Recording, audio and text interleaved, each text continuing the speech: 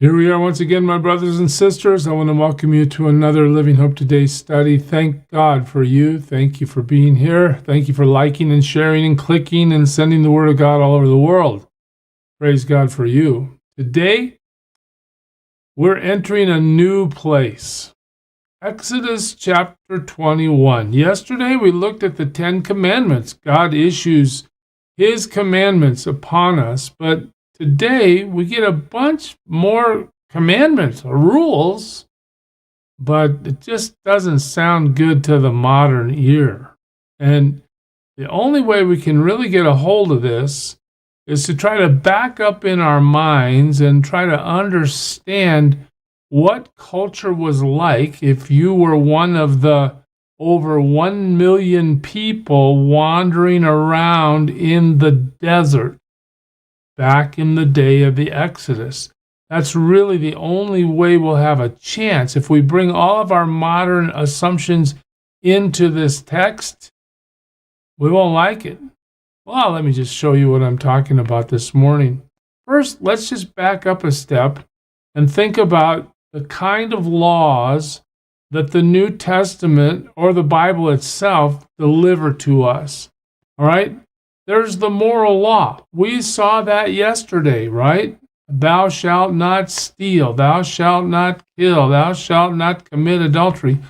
The moral law is timeless. It applies to every human being that's ever been born. It applies forevermore to all of us. Nothing about it is going to change.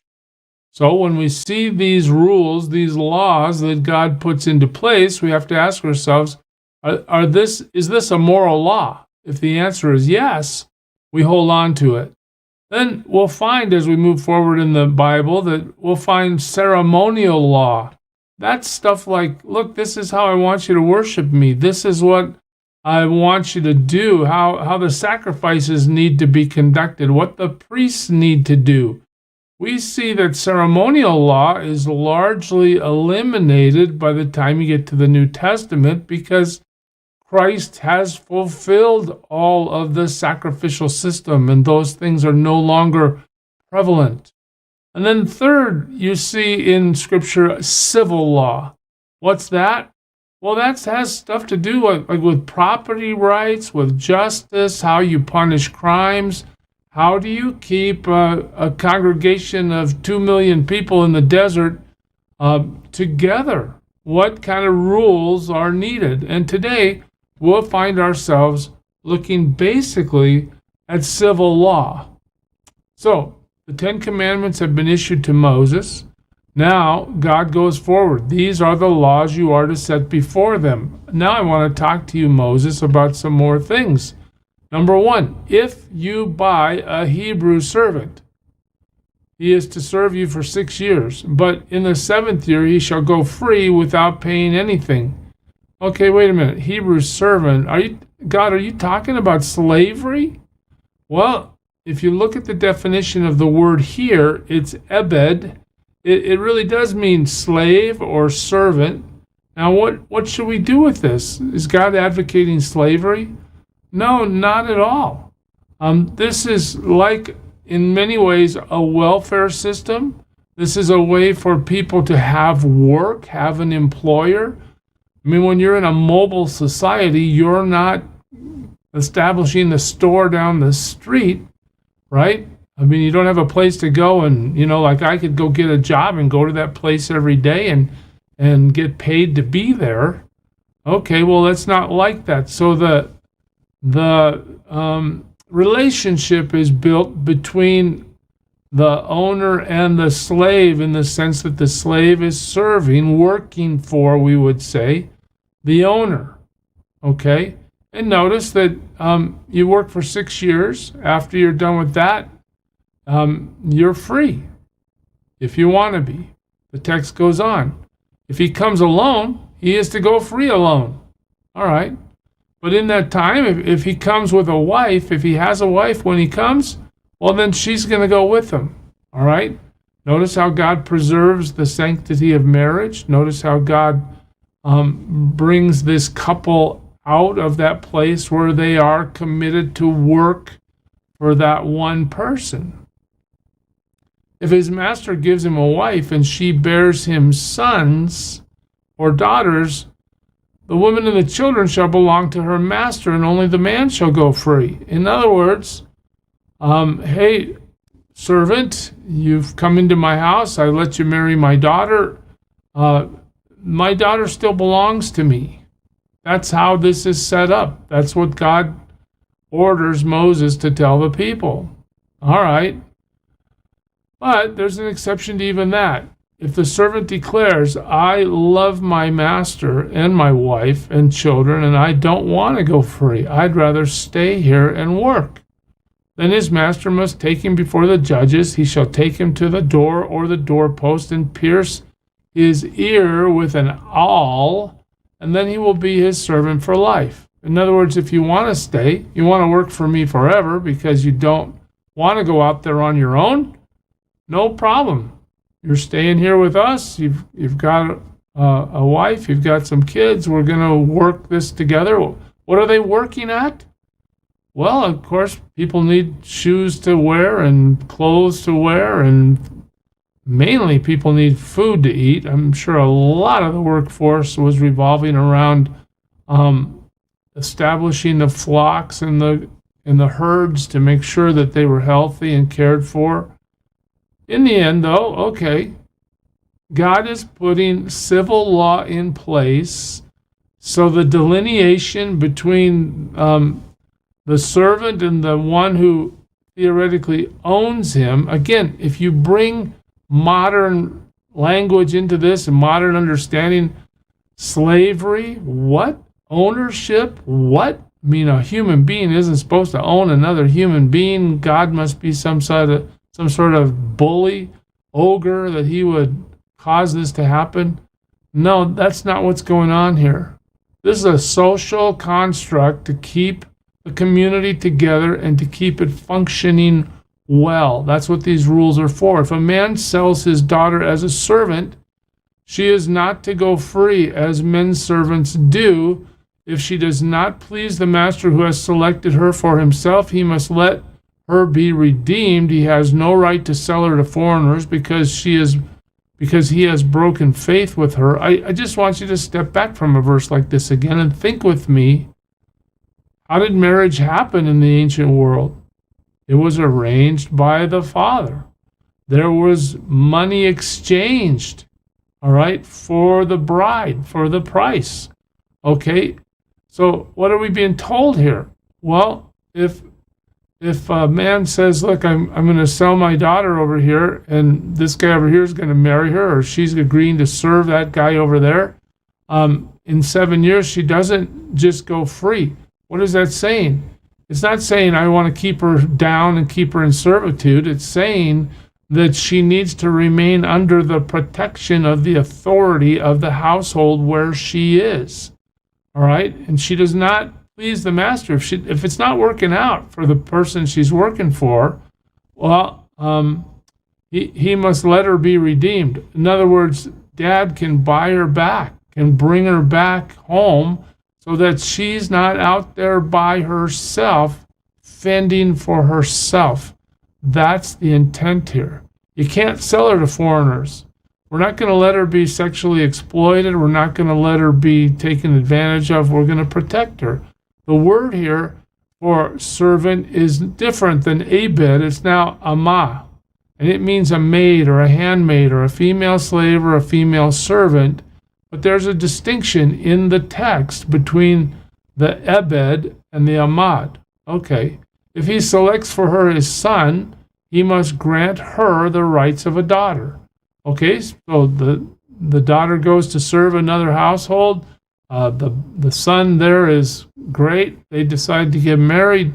Okay, you can't keep her in that servant status. She has to be given the rights of a daughter. If he marries another woman, he must not deprive the first one of her food and clothing and marital rights. This woman has to be protected. If he does not provide her with these three things, she is to go free without any payment of money. Okay, if you're not willing to support her, then let her go. Okay, well, just to kind of sum this up a little bit, I hope it's clear. An ama, that's the female servant. She marries into the household. The father always arranged marriages for their daughters, and a bride price is expected for the bride's family. The goal of these laws was to guard against sexual exploitation.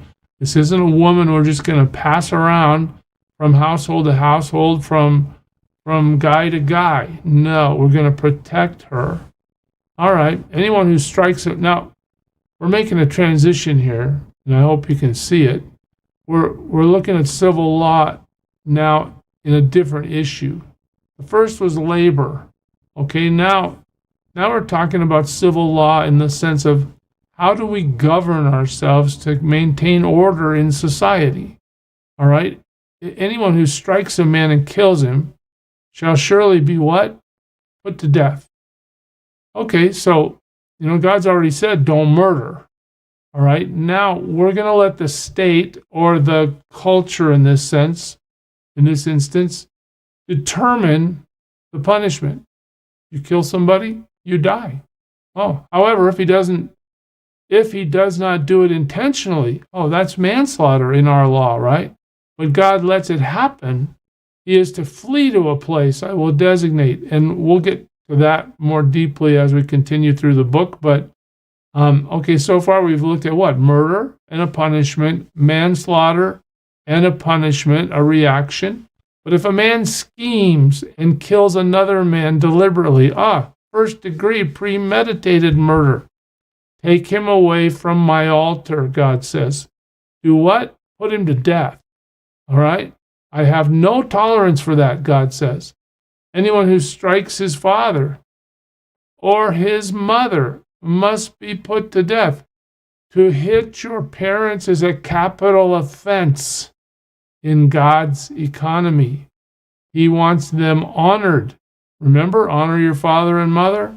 Remember, do not murder. Now he's dealing with what penalties will be imposed if those commandments are violated. Anyone who kidnaps another. Okay, so now kidnapping is on the books. And sells him or still has him when he's caught, he must be put to death. Notice how the sanctity of the person continues to be reinforced. Anyone who curses his father or mother must be put to death. Again, God keeps bringing us back to father and mother.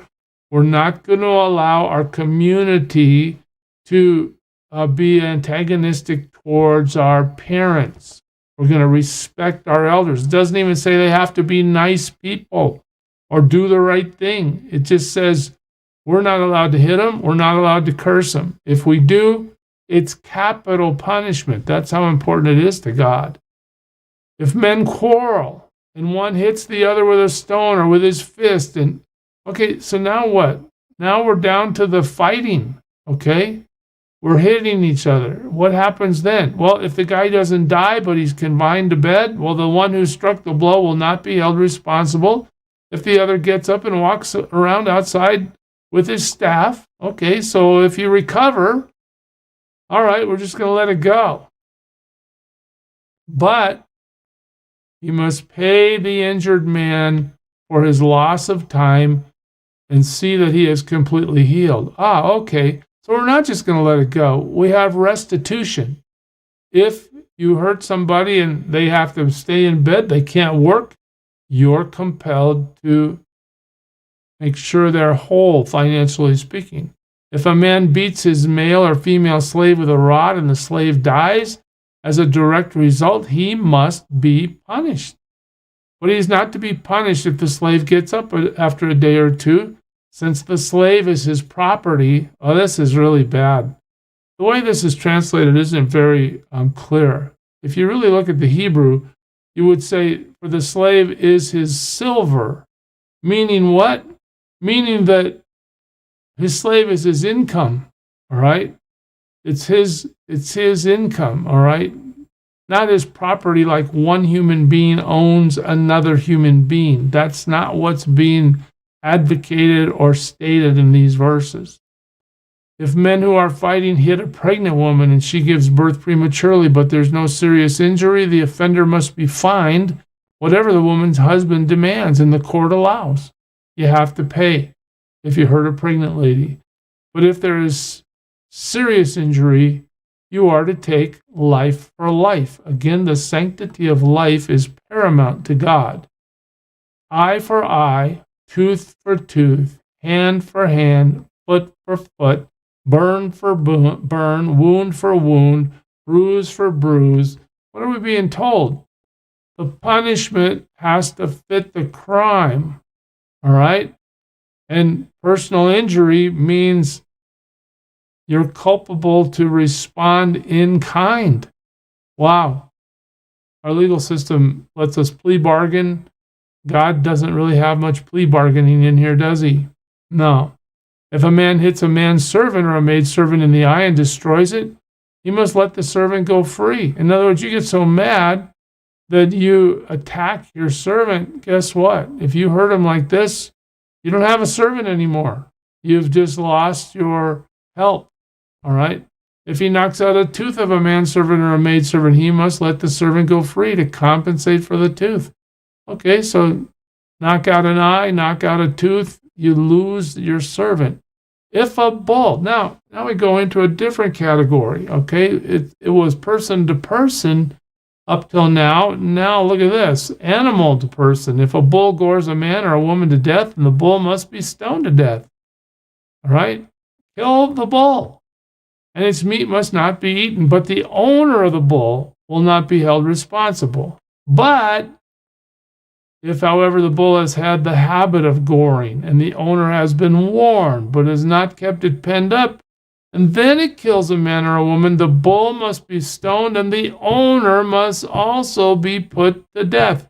The owner is held accountable for the actions of his animal because he knew that the bull was dangerous. However, if payment is demanded of him, he may redeem his life by paying whatever is demanded. Okay, restitution. This law also applies if the bull gores a son or a daughter. Restitution is available if that's agreed upon.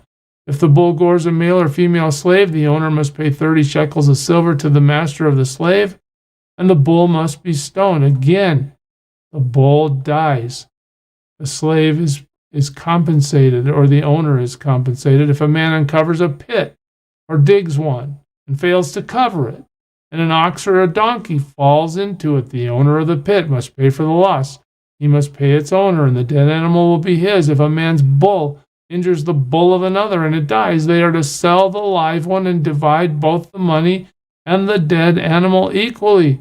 These are the rules God puts in place. However, if it was known that the bull had the habit of goring, yet the owner did not keep it penned up, the owner must pay the animal for animal, and his dead animal will be his. Boy, that's a lot of rules. We've gone a little long today. But I want you to see what God's doing here. He is establishing civil law so that peace, unity, harmony, and productivity can be realized in his community. All right? And as that moves forward, those who violate these things, in other words, this isn't being presented to us as God's perfect desire. No, he understands the sinful nature of mankind. He knows that we offend each other and attack each other and do things that are despicable to each other. Okay, these are the remedies as God has ordained them in this chapter in Exodus. I pray you serve him well today, church. God bless you.